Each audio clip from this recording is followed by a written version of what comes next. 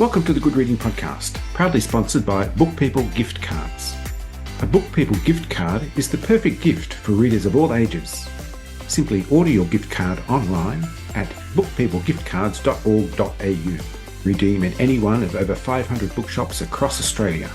Visit bookpeoplegiftcards.org.au. Rachelle Unreich has been a journalist for 38 years, writing cover stories for The Age, Harper's Bazaar, Marie Claire and Rolling Stone, and writing regular columns in the Sydney Morning Herald, the Herald Sun and Elle magazine. Today I'm talking to Rachelle Unreich about her new book, A Brilliant Life, My Mother's Inspiring Story of Surviving the Holocaust. Rachelle Unreich, welcome to the Good Reading Podcast. Thank you so much, Greg. I'm excited to be here. Rachelle, when did you realise you were destined to record your mother's life story? And how did your mother, Mira, respond to the idea? I think I always thought I would write her story. I started getting published when I was 20 while I was studying arts law at university. And I developed a freelance career from that, just sending off articles to newspapers. So once I was published, I really thought one day I have to write my mother's story. But I kept pushing that off. At first, I thought, I don't have the gravitas. I'm not old enough. I don't have really the knowledge to do that. And it became more daunting as time went on. She always did know that I had planned to do that, but we never really discussed it. She thought it was a good idea, but nor did she push it. So I think she would be really proud, though, to see her story in a book form and realise what care I've taken with it. A Brilliant Life is biographical, but researching and writing about your own mother makes it a very personal undertaking too. In piecing together the contour of Mira's life, where has that journey taken you, both physically and emotionally? Emotionally, it was difficult at times because even though I'd heard her stories about surviving the Holocaust, I didn't really feel those stories. And when you immerse yourself in a world of research, you are trying to imagine every step. So when I was writing about her in concentration camp Auschwitz, I was pulling up photos and videos and trying to really feel what it was like, looking up the temperature of the day she got there and making it almost be a physical experience. But physically, I couldn't go very far because I wrote the first draft of the book during Melbourne's lockdown number 6 in the COVID pandemic. So it was really interesting to do a lot of that research and immersion from my desktop. But emotionally, I really did learn so much about my family in a way that I wouldn't have understood before writing, even with the information I had. Just for example, I discovered my aunt Olga. And what I mean by discovered is my mother always spoke about her sister Olga, but in very brief terms. And I didn't really get a sense of their relationship. But once I really studied what she said about Olga, I realized so much more. There was an age difference between them. Olga was 26 when she was deported, and my mother was 15. And what I realized through writing this is they didn't have a chance to really establish that sister bond that most people do when they're both adults. And I just felt so close to Olga in a way I never had while my mother was alive, so that by the time I began writing about her, I just found myself at the computer weeping as I was putting her story onto the page. Conversations with your mother were fundamental to this book. How did you approach those conversations at such a sensitive time in Mira's life?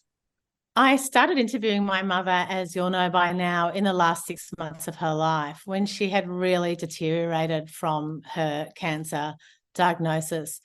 She had really lost a lot of her spark and she started to look different, and even her voice had changed. I was used to this really sing-songy voice that she had. She'd call me up and say, "Hello, Rachi."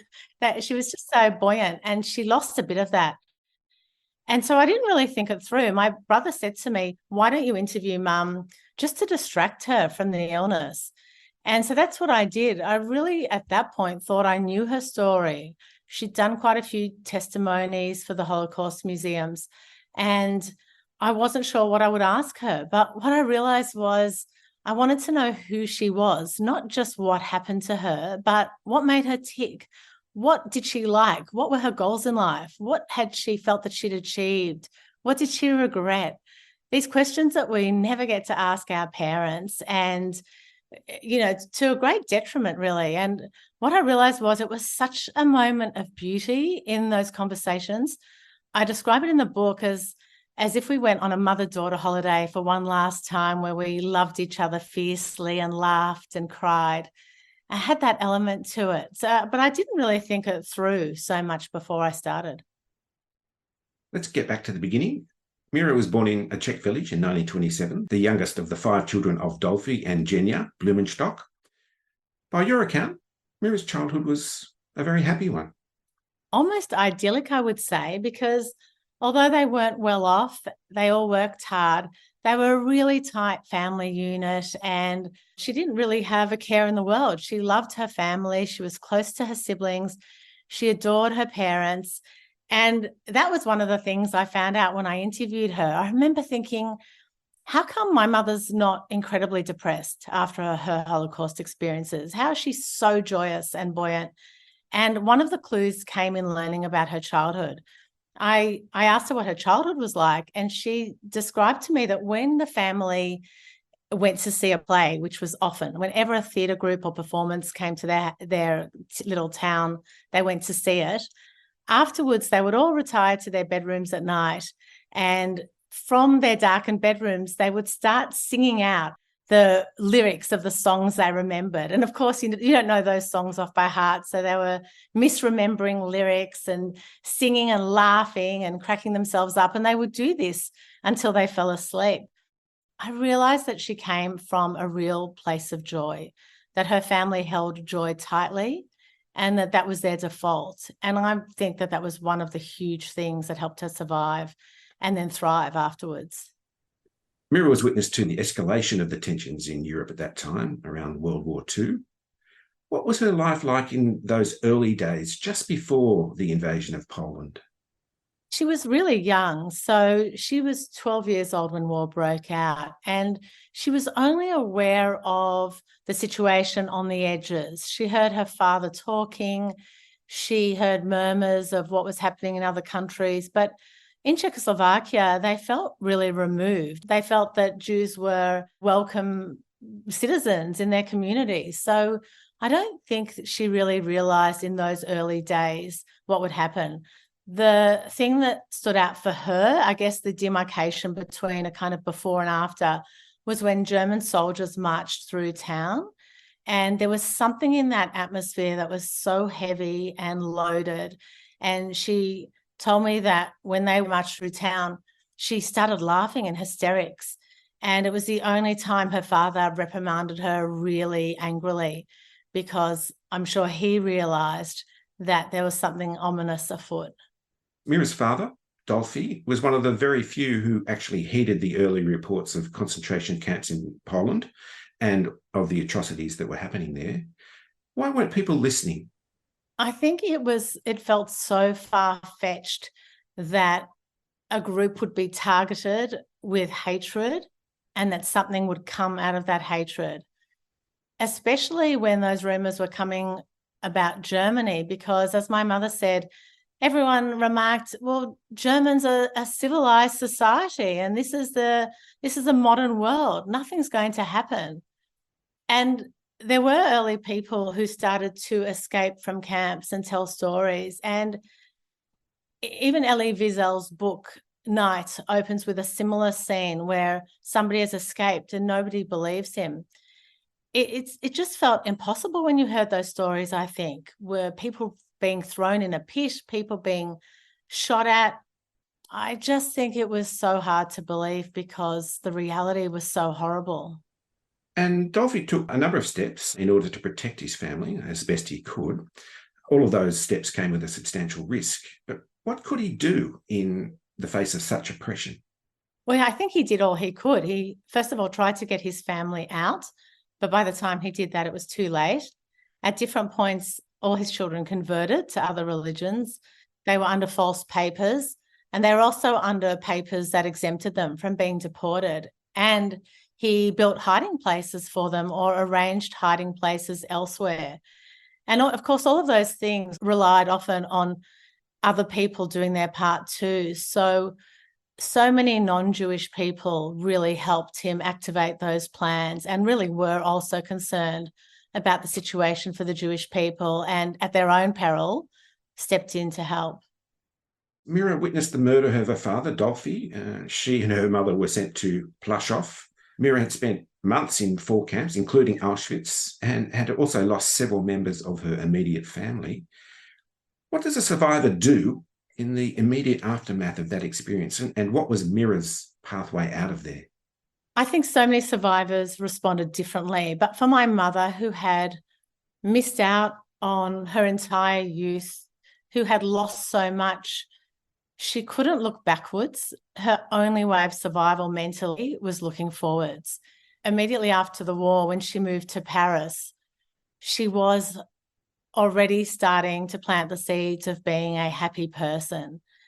It's really hard to imagine how she did that. And I guess a clue for me comes when she was interviewed by the Holocaust Museum in Melbourne, and they asked her about her experiences, and she just listed a litany of horrors, one after the other. And at the end, the interviewer said, "Is there anything you learned?" And she said, "In the Holocaust, I learned about the goodness of people." And the key to my mother's survival and mental survival was to not focus on man's incredible capacity for cruelty, but focus on the individuals who stepped in and helped her and showed kindness and showed grace. And that was her way. She looked at the light in the world, even in the face of unfathomable darkness. Mira arrived in Melbourne in 1959, worlds away from the devastation in Europe. But did she find the haven she was looking for? Australia was a real haven for Holocaust survivors. In Australia, we have the largest population of Holocaust survivors per capita outside of Israel. And for her, I think once she landed, it was already a perfect place. It was geographically remote from where she felt a lot of the trouble had been. And it welcomed her. She felt immediately it was a place where she could earn a living and where her children could be raised in a beautiful atmosphere, in a peaceful land where there was so much opportunity. So even though she came and had to work and there were struggles financially, she still loved it from the outset. She was absolutely passionate about it as her home and always was. Let's talk about Mira as a mother. I noted that Mira's approach to cooking vegetables is similar to my own mother, that is, to boil them till the colour drained out of them. But with all that life experience behind her and a demonstrated capacity for survival, what did Mira encourage in you? She was incredibly encouraging for all of her children. So there are 4 of us, and we each laugh about how she just championed every one of us. And we each think we're the favorite because of how much love she bestowed on all of us. She encouraged independence, first of all. I remember when I was growing up and people said, "What are you going to do when you grow up?" She would often interject and say, "Go to university." Education was really important to her, I think largely because her own stopped at 12 and she was no longer allowed to go to school. But standing on your own 2 feet and being independent was really her first criteria for success. And one of the things I always remember her saying was, "There's no such word as I can't." Maybe it's I won't, but she just insisted that her children really go forth in the world and use their abilities to progress. She was an incredibly loving mother. You asked about her mothering, and it was only when I had my own children that I really realized how much she sang to me, how sweet she was with her voice and with her words, how demonstrative she was, and really how encouraging, but tempered with, I think, practical realities. I started writing when I was studying law. When I first got published at the age of 20, she was terrified, I think, that I would give up my law degree. And so she said to me, "A bird in the hand is worth more than a cow on the roof." I had no idea what that meant. So that was her practical advice. But of course, once I could show that I could earn a living from writing, there was no one more enthusiastic. And have you retained her approach to cooking? I certainly have retained her ability to put something in the oven and forget about it, burn things. But that's not to say that she was a bad cook. She was a fantastic cook. Just not every dish worked out. But like any Jewish mother, she'd make 10 dishes and 9 would be superb and 1 would be the one you threw in the garbage. Or not in her case. She never threw things out. So with such a rich and varied life, what's the legacy of Mira's experience for you and your family? Has it echoed down the generations of your family in some way? I think her legacy is partly to remember who you are and where you've come from. So we are all very proud of our heritage. And I did write this not just for readers, but for my family in particular, so that her stories will be held tightly in one place. But I think we mostly know from her what we do in times of trauma and darkness. It's always recognizing that no matter how dark it is, and even if you can't see the light, your essence can be that light shining through. I think she taught us not to judge people, but to remember their capacity for great humanity and to live life to the fullest, to grab onto it, because life is short. You never know what befalls you, and you really have to make the most of every moment. Rachelle, thank you so much for joining me on the Good Reading Podcast. Thanks so much. I hope all your listeners get to experience the magic of Mira. I've been talking to Rachelle Unreich about her new book, A Brilliant Life. It's published by Hachette, and you can find it at goodreadingmagazine.com.au. My name's Greg Dobbs, and thanks for listening. This Good Reading Podcast was brought to you by Book People Gift Cards. Share the joy of reading with a Book People gift card. To find out more, visit bookpeoplegiftcards.org.au.